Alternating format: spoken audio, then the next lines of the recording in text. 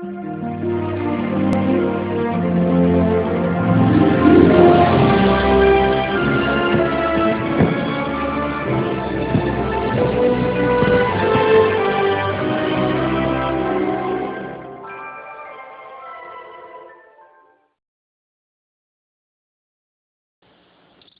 குமார், இன்னும் எவ்வளோ தூரியா போகணும்? இன்னும் ரொம்ப தூரம் போகணும்ப்பா. காட்டுக்குள்ளே 4 பேர் போகிறதுக்கே இப்படி பயமாக இருக்க. ஒரு ஆள் இந்த காட்டுக்குள்ளே 35 வருஷமா தனியாக இருக்கான். யோ, நீ கதை வரதுக்கு வேறு யாரும் கிடைக்கலையா? யோ, கதை இல்லையா, நிஜமாக தான் சொல்கிறேன். அந்த ஆளு பேர் பெரியண்ணன்.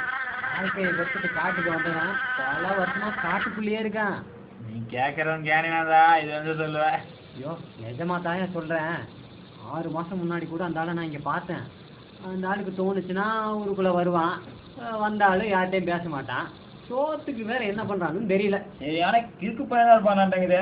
அவனை பற்றி கொஞ்சம் சொல்லு, கேட்டுக்கிட்டே போகலாம். நடக்கவும் முடியல.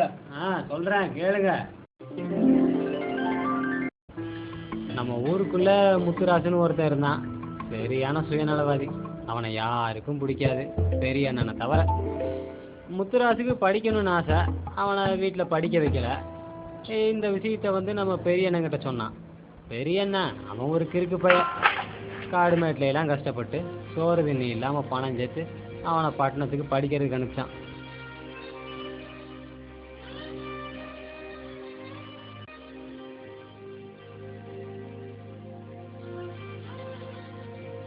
அஞ்சு வருஷம் கழிச்சு பெரிய ஆபீசர் பதவியோடையும் அவன் கூட படித்த 2 பெரிய பணக்கார பசங்களோடையும் முத்துராஜா ஊருக்குள்ளே திரும்பி வந்திருக்கான்.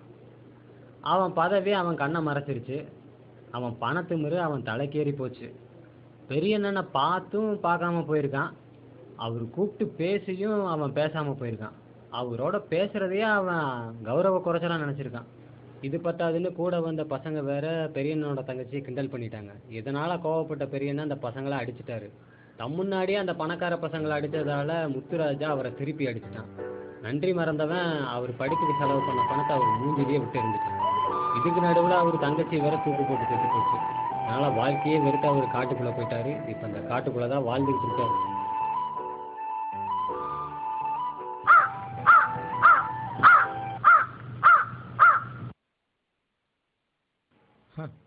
வர வர யாரை நம்புறது, யாரை நம்பாமல் இருக்கிறன்னே தெரிய மாட்டேங்குது. இப்படி ஒருத்தர் இருந்திருக்கானா? பேசுனது போதும், காசு நாடி.